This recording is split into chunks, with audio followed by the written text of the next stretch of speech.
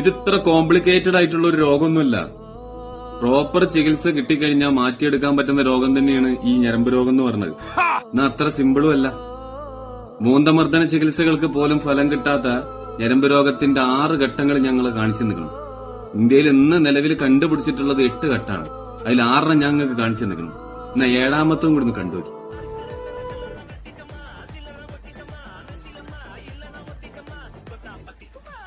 ഇതിന്റെ ഏത് ഘട്ടാന്നറിയോ? ഇതിന് ഇംഗ്ലീഷിൽ പറഞ്ഞ എന്താന്ന് വെച്ച് കഴിഞ്ഞാൽ സ്മെൽ ആക്ടിവിറ്റി എന്നാണ്. മലയാളത്തിലാണെന്നുണ്ടെങ്കിൽ മണത്ത് സുഖം കണ്ടെത്തൽ.